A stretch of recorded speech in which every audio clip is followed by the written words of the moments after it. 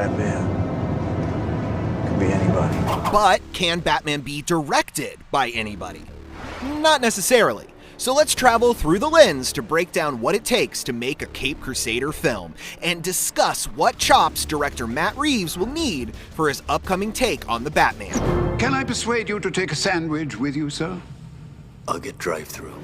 Only 3 men have directed more than one Batman movie: Tim Burton, Joel Schumacher, and Christopher Nolan. And now the Wayne family name and all that goes with it are being passed into the hands of Matt Reeves. Now these are 4 very different artists, but down in the DNA of what makes them great filmmakers, they share key attributes that make them ideal Batman directors. Yes, even Joel Batnipple Schumacher. They were all relatively fresh auteurs with distinct cinematic styles that balanced a flair for theatrics with a taste for the macabre. Who are you working for? Now, close your eyes. Picture in your head a Tim Burton movie. What do you see? You like it? 1988's Beetlejuice was only his second feature, but Burton was already establishing tropes he'd explore for the next 30 years. His update on the German expressionist chiaroscuro with outsider, often goth kids in a maniacally cracked version of our world. Oh yeah, and Johnny Depp. But he'd come into the picture later. Before Batman, Beetlejuice established Burton's distinct cinematic style as a blend of classic horror tropes and madcap gallows humor. And this blend, Burton's blend, was perfect for Batman films that relied heavily on captivating, larger-than-life villains like the Joker. I like him already. He doubled down on Batman Returns with 2 villains, Catwoman and the Penguin. And Joel Schumacher, the director who'd take Bruce Wayne off of Burton's hands, would triple and quadruple down with his sequels in the way that only he could. Schumacher's frenetic style led to a hugely successful run of music video directing gigs, and films like Flatliners and The Lost Boys showcased his dueling love for Chicago's Gothic architecture and fog machines. These grandiose instincts resulted in a neon Gotham that perhaps tipped too far into the Sin City territory, but still felt like Tim Burton. What's wrong? All hopped up on Mountain Dew.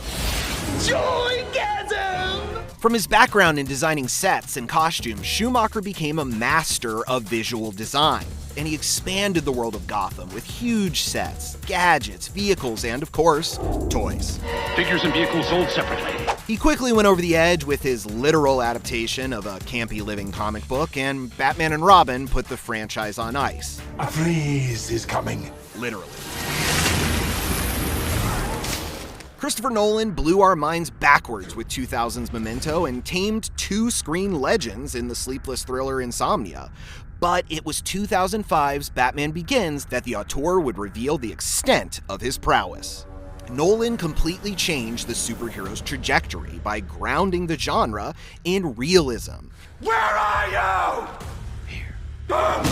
He injected human drama into his Caped Crusader, a hero with the old leather boots and new feet of clay, further grounding Batman within Nolan's sweeping Gothic nightmare style, which could then go darker than Burton ever dared. Nolan's Bruce Wayne had the same flair for the theatrical that Burton's had, and to a lesser extent, Schumacher's. And every Batman, including Zack Snyder and Joss Whedon's one-off iterations, have been grounded by a common trait, a dark past born in vengeance. These directors have all shown a taste for the macabre beyond their Batman films, and newcomer Matt Reeves is no different. He's slated to direct a standalone follow-up to Justice League, The Batman. And although no one has been confirmed to play the Bat, Matt Reeves has been tied to the project for some time. Reeves is a TV vet and a partner in crime of J.J. Abrams. On the big screen, his first-person thriller, Cloverfield, launched a horror sci-fi franchise, while he was resparking an old one.